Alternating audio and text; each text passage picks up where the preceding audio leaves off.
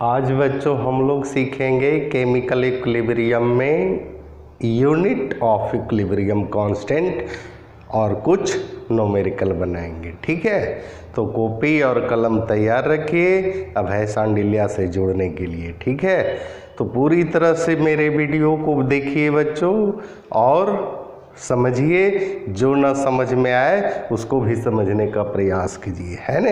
समझना जरूरी है क्योंकि कैरियर का सवाल है।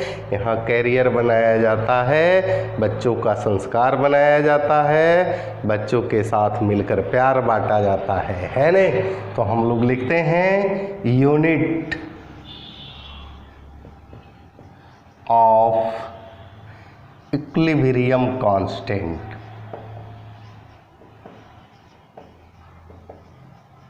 इक्विलिब्रियम कांस्टेंट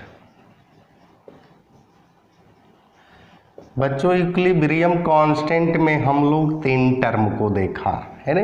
पहला डेल्टा एक्स में भी 0, अगर रिएक्टेंट और प्रोडक्ट के मोलों की संख्या इक्वल है तो डेल्टा एक्स का मान 0 होगा, है ना। दूसरा देखा हम लोगों ने डेल्टा एक्स में भी पॉजिटिव, अगर प्रोडक्ट के मोलों की संख्या ग्रेटर है रिएक्टेंट के मोलों की संख्या से, है ना। तीसरा देखा डेल्टा एक्स में भी निगेटिव, अगर प्रोडक्ट के मोलों की संख्या लेस है रिएक्टेंट के मोलों की संख्या से। तो हम लोग बारी बारी से देखेंगे, जैसे पहले डेल्टा एक्स में भी 0 से देखते हैं, है ना।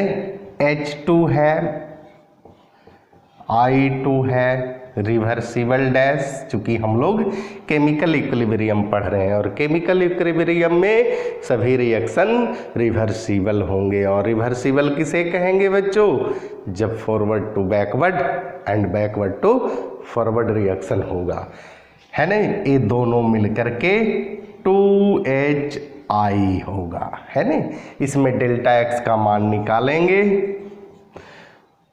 2 मोल प्रोडक्ट है, 1 and 1 2 मोल रिएक्टेंट है, डेल्टा एक्स का मान क्या होगा? 0 होगा। अब बच्चों हम लोग इसका एक्सप्रेशन लिखेंगे, Kc बराबर प्रोडक्ट का कंसेंट्रेशन HI है, और मोल जो है पावर में चला जाता है 2 मोल है, H2 1 मोल है, I2 1 मोल है ना। अब हम लोग चूंकि ये कंसंट्रेशन है और कंसंट्रेशन का यूनिट क्या होता है? मोल पर लीटर या मोल DMQ, है ना। तो हम लोग यूज करते हैं मोल पर लीटर को। तो यहाँ लिखेंगे बच्चों मोल पर लीटर का स्क्वायर, है ना। इसके बाद मोल पर लीटर है, इसका भी I2 का भी मोल पर लीटर होगा। ये दोनों को मल्टीप्लाई करेंगे तो मोल पर लीटर का स्क्वायर होगा।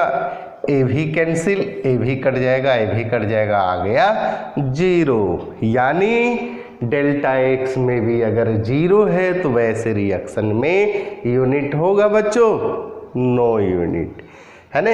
तो यहाँ हम लोग लिखते हैं Kp, अगर Kc का यूनिट नहीं है तो Kp का होगा? नहीं होगा। तो यहाँ लिख दीजिए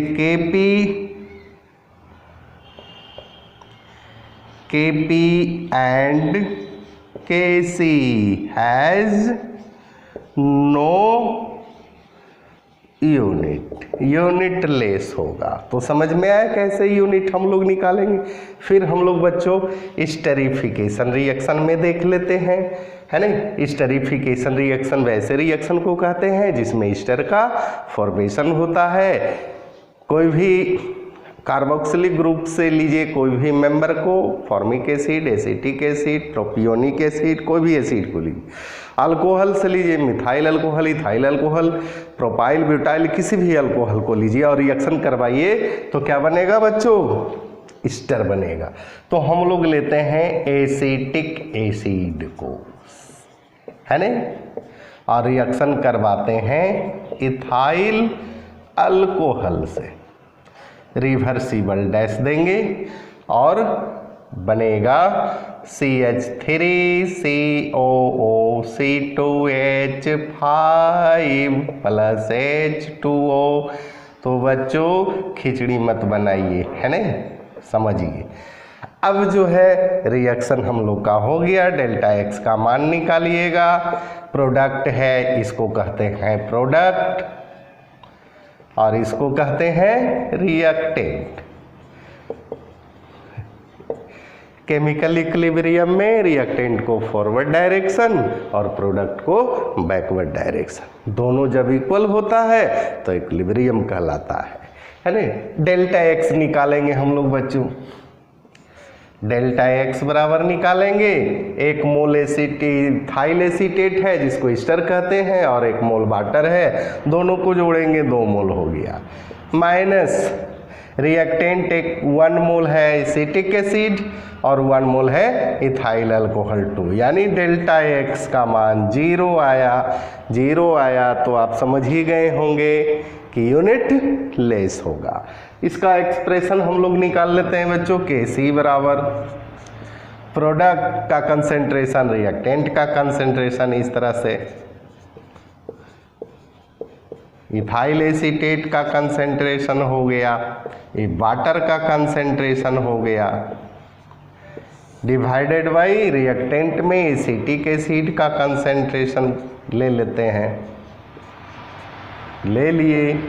अब इथाइल अल्कोहल का है, इसको भी हम लोग ले लिए। अब यूनिट बैठा दीजिए बच्चों। कंसेंट्रेशन का यूनिट क्या होगा, मोल पर लीटर या मोल DMQ, जो लेना है ना।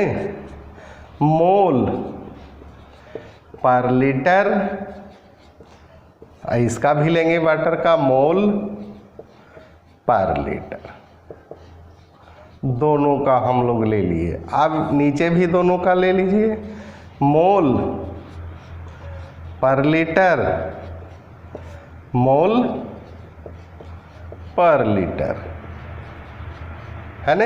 ऐसे काटिए, नीचे से ऊपर, ऊपर से नीचे, यानी आया 0, नो यूनिट, कोई यूनिट नहीं होगा। तो बच्चों नोट किया जाए। अब हम लोग बच्चों देखते हैं थोड़ा सा, ये तो डेल्टा एक्स में भी 0 आया। पहले रिएक्शन, कोई भी रिएक्शन है उसमें डेल्टा एक्स का वैल्यू निकालेंगे। डेल्टा एक्स का वैल्यू अगर 0 आता है तो यूनिट होगा, नहीं होगा यूनिट लेस होगा। अब बच्चों हम लोग देख लेते हैं डेल्टा एक्स में भी पॉजिटिव, है ना। डेल्टा एक्स में भी पॉजिटिव को देखते हैं, तो आप अब आसानी से आप खुद निकाल सकते हैं, निकालिए और यहाँ भी नज़र रखिए, है ना। जैसे है PCl5 फास्फोरस पेंटाक्लोराइड, इसका डिसोसिएशन होगा और एसोसिएशन भी होगा। डिसोसिएशन बनेगा PCl3 बनेगा प्लस Cl2 होगा कि नहीं। एसोसिएशन वो ये दोनों जुड़ करके पीस, चूंकि रिवर्सिबल में दोनों तरफ से रिएक्शन होता है, reactant to product, product to reactant. अब डेल्टा एक्स का मान बच्चों देख लीजिए निकाल के। प्रोडक्ट है 1 मोल, 1 मोल, 2 मोल, रिएक्टेंट है PCl5, आगे लिखा हुआ रहता है, वो मोलों की संख्या आगे कुछ नहीं है, इसलिए हमेशा 1 याद रखें। 1 डेल्टा एक्स का मान +1 आया, यानी पॉजिटिव। अब इसका एक्सप्रेशन लिखिए, है ना। Law of mass action, Kc बराबर प्रोडक्ट है PCl3 Cl2 divided by PCl5, है ना। यूनिट बैठा दीजिए कंसंट्रेशन का, मोल पर लीटर, यहाँ भी होगा मोल पर लीटर, हो गया। डिवाइडेड बाई 1 मोल नीचे में भी है PCl5, तो यहाँ कर देते हैं मोल पर लीटर, है ना। एगो तो कट गया, लेकिन एगो बच्चों बच गया मोल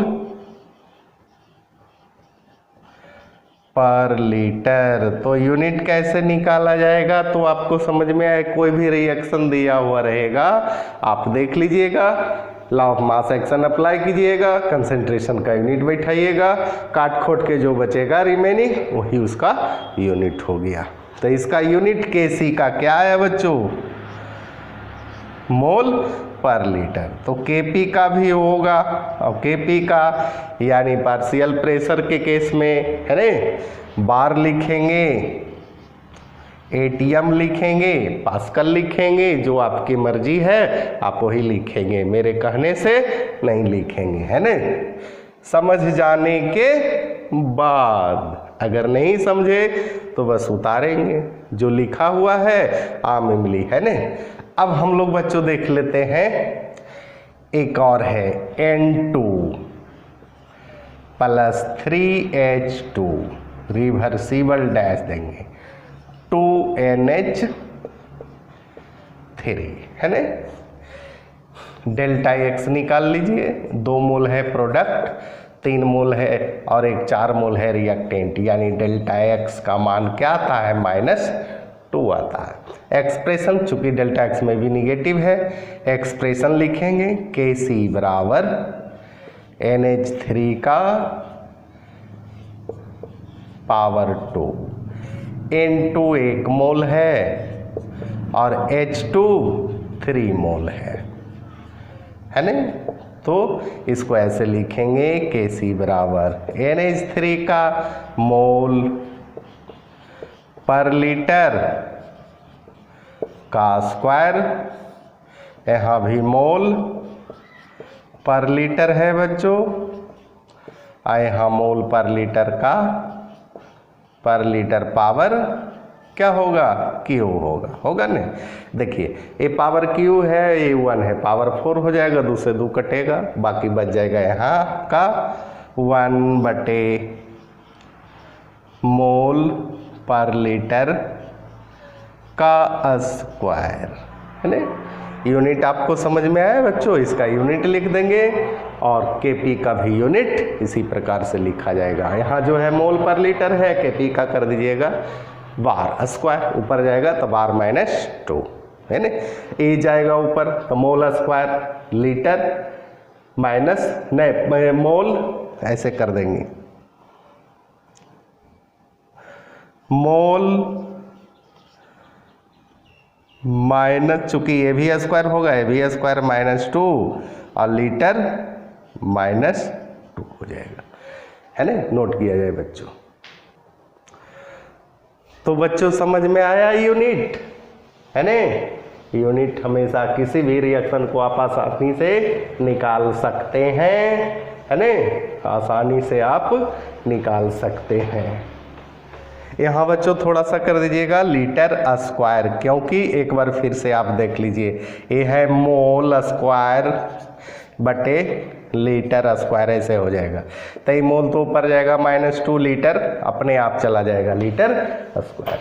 अब हम लोग बच्चों देखते हैं कुछ नोमेरिकल, और नोमेरिकल हमेशा किसी भी बुक से बनाइए कंसेप्ट क्लियर रहने के बाद। कंसेप्ट क्लियर अगर नहीं रहेगा तो नोमेरिकल आसानी से नहीं बनेगा, और कंसेप्ट क्लियर करने के लिए भैंस अंडी ले आके टॉपिक को ओपन कीजिए, प्लेलिस्ट बहुत सारे चैप्टर को ऐड कर चुके हैं बच्चों, chemical bonding, acid base salt, chemical equilibrium, atomic structure, nuclear chemistry, जिसको रेडियो एक्टिविटी भी कहते हैं। तो क्वेश्चन लिखा जाए बच्चों, PCl5 PCl3 and Cl2 and 1.41 m PCl5, calculate the Kc for the reaction. बच्चों गौर से नोमेरिकल को देखिए, न्यूमेरिकल को देखने में हड़बड़ाइए मत, 2 बार पढ़िए आपको समझ में आ जाएगा, है ना। PCl5 PCl3 एंड Cl2 आ रहा है, इक्विलिब्रियम में है ना, 500 केल्विन एंड हैविंग कंसेंट्रेशन, और तीनों का कंसेंट्रेशन दिया हुआ है। यहाँ सॉल्यूशन लिखेंगे इस प्रकार से। यहाँ देखिए PCl3 का कंसेंट्रेशन दिया हुआ है 1.59 m, मतलब मोल पर लीटर, है ना, मोलर कंसेंट्रेशन।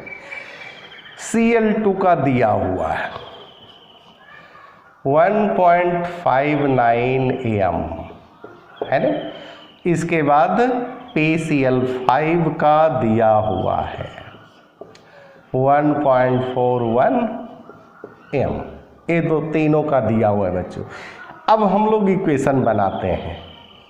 PCl5 का डिसोसिएशन होगा, है ना, PCl3 बनेगा और Cl2 बनेगा। एक्सप्रेशन लिखेंगे, चूंकि इक्विलिब्रियम में वैल्यू दिया हुआ है, Kc बराबर PCl3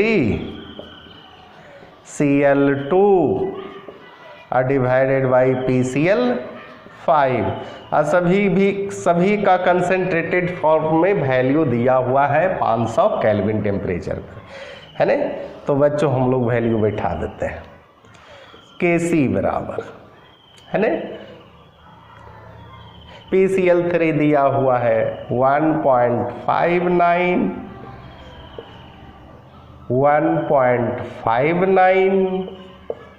डिवाइडेड बाई 1.41, है ना। Kc बराबर हो गया 1.59 इंटू 1.59 डिवाइडेड बाई 1.41, इसको मल्टीप्लाई करके भाग दीजिएगा 1.79 am, है ना। यही इसका आंसर हुआ। न्यूमेरिकल भारी है बच्चों, बहुत ही आसान है, बशर्ते आप पूरा वीडियो देखिए और पूरा टॉपिक देखिए, है ना। 1 2 3 4 इस तरह से देखिएगा तो हर चीज़ समझ में आएगा। इसको नोट किया जाए, फिर हम लोग न्यूमेरिकल लिखेंगे। नेक्स्ट क्वेश्चन लिखा जाए बच्चों। न्यूमेरिकल खूब बनाइए, कंसेप्ट में निखार आएगा, है ना। न्यूमेरिकल जब बनाइएगा कंसेप्ट खोजिएगा कि न्यूमेरिकल पर कौन कंसेप्ट लागू होगा, उससे क्या होगा, कंसेप्ट आपका क्लियर होगा, है ना। क्योंकि कैरियर का सवाल है, कैरियर तभी बनेगा जब न्यूमेरिकल, चूँकि साइंस पढ़ रहे हैं और साइंस में तो न्यूमेरिकल खूब बनाना पड़ेगा। तो फिर से एक बार क्वेश्चन लिखा जाए बच्चों। At equilibrium, at equilibrium the concentration of what will be the Kc for the reaction, है ना बच्चों। यहाँ देखिए सेम क्वेश्चन वही है, रिएक्शन सिर्फ चेंज किया हुआ है। यहाँ देखिए N2 बराबर दिया हुआ है ना। यहाँ सॉल्यूशन लिखेंगे। N2 बराबर दिया है 3.01 10 to the power -3 m, है ना। O2 बराबर दिया हुआ 4.2 into 10 to the power -3 m, है ना। इसके बाद NO दिया हुआ है 2.8 इंटू 10 to the power -3, यानी कंसनट्रेटेड फॉर्म में दिया हुआ है एट इक्विलिब्रियम में 800 केल्विन टेम्परेचर पर। इक्वेशन को बनाएंगे N2 + O2 reversible dash 2NO, है ना। ये भी गैस है, ये भी गैस है, ये भी गैसियस फॉर्म में है ना। और डेल्टा एक्स में भी 0 है। Kc बराबर लिखेंगे NO का कंसेंट्रेशन पावर 2 है, N2 हो जाएगा 1 मोल है, पावर 1 देना कोई ज़रूरी नहीं है। O2 भी 1 मोल है, पावर देना कोई ज़रूरी नहीं है। अब बच्चों वैल्यू बैठा दीजिए। NO का कंसेंट्रेशन दिया हुआ है Kc बराबर 2.8 इंटू 10 to the power -3 का स्क्वायर, N2 का कंसेंट्रेशन दिया हुआ है बच्चों 3.03 लिखें, है ना, इंटू 10⁻⁻3। इसके बाद O2 का कंसेंट्रेशन दिया हुआ है 4.2 10⁻⁻3। अब इसको कर देते हैं 2.8 into 10⁻⁻6 divided by 3 into 4.2 into 10⁻⁻6। Power सही कैंसिल हो गया। अब बच गया यहाँ 2.8 डिवाइडेड बाई 3 इंटू 4.2। मल्टीप्लाई करके जो आंसर आएगा बच्चों वही आपका आंसर हुआ। तो समझ में आया बच्चों? न्यूमेरिकल है ना, न्यूमेरिकल आसान है, भाग दीजिएगा 0.622। और यहाँ देख लीजिए डेल्टा एक्स में भी 0 है, कोई यूनिट नहीं होगा, यूनिटलेस होगा, इसलिए यूनिट देना ठीक नहीं है। ठीक है बच्चों, इसी प्रकार से रेगुलर क्लास करते रहिए, अनवरत प्रयास कीजिए और हमेशा भय शांडिल्या पर विश्वास कीजिए। इसी के साथ धन्यवाद।